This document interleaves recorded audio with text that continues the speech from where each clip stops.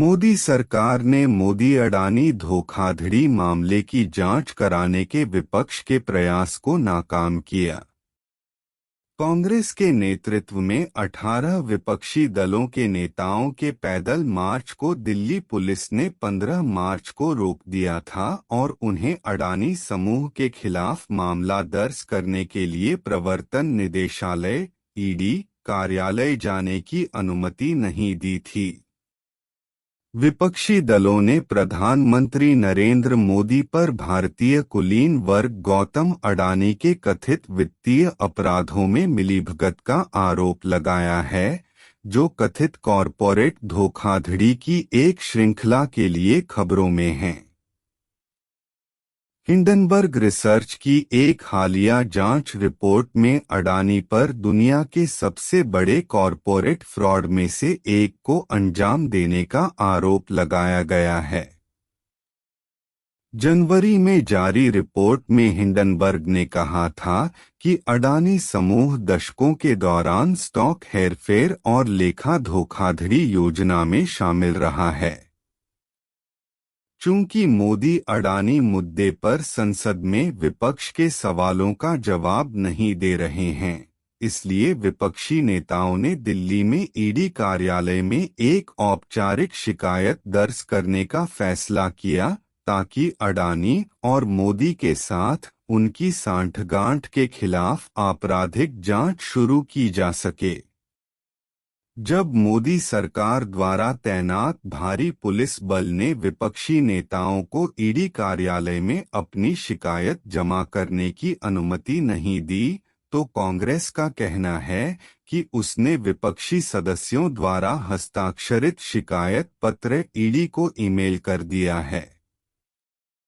15 मार्च को लिखे गए 4 पन्नों के शिकायती पत्र में आरोप लगाया गया है कि अडानी समूह ने अपने स्टॉक मूल्यांकन को कृत्रिम रूप से बढ़ाने और मनी लॉन्ड्रिंग सहित अन्य धोखाधड़ी करने के लिए ऑफशोर शेल कंपनियों और ऑफशोर फंडों का एक नेटवर्क स्थापित किया है।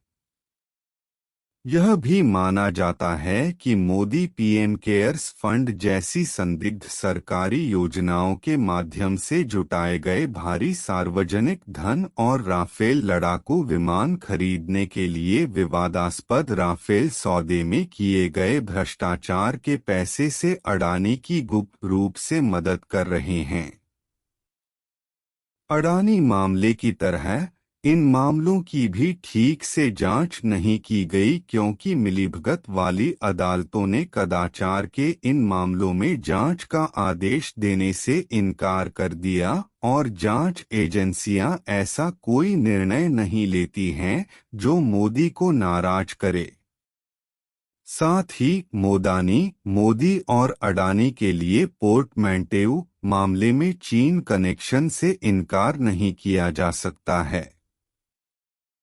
2 मार्च 2023 की एक रिपोर्ट से पता चलता है कि अडानी का व्यापारिक साम्राज्य चीन के साथ गहराई से जुड़ा हुआ है, क्योंकि अडानी समूह से संबंधित एक इकाई ने उत्तर कोरिया के साथ व्यापार पर संयुक्त राष्ट्र सुरक्षा परिषद (यूएनएससी) द्वारा लगाए गए प्रतिबंधों का उल्लंघन करने वाली एक कंपनी को वित्तीय रूप से समर्थन दिया था। रिपोर्ट के अनुसार स्वीकृत कंपनी का स्वामित्व अडानी समूह के सहयोगी चांग चुंगलिंग के बेटों के पास था, जो अडानी संस्थाओं के निदेशक पद के लिए हिंडनबर्ग रिपोर्ट में दिखाई दिए थे।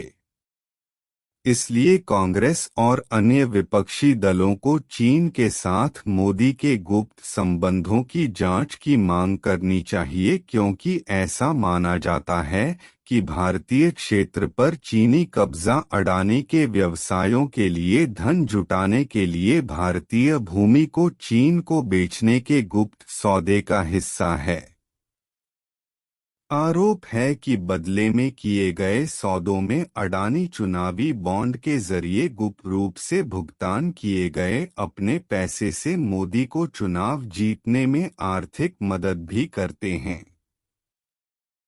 चूंकि भारत का सर्वोच्च न्यायालय ज्यादातर मोदी सरकार के साथ मिलीभगत करता है, इसलिए यह चुनावी बॉन्ड के साथ राजनीतिक अभियान वित्त पोषण में पारदर्शिता लाने का निर्णय नहीं ले रहा है।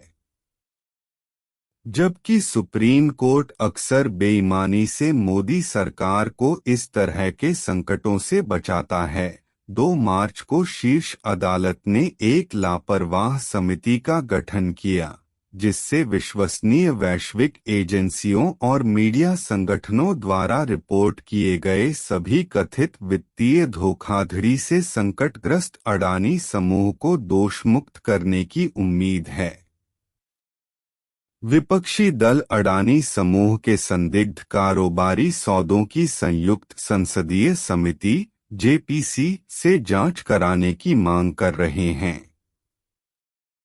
लेकिन मोदनी मामले में दोषियों को पकड़ने के लिए जेपीसी सही रास्ता नहीं होगा, क्योंकि जेपीसी में मोदी के सहयोगियों का वर्चस्व होगा।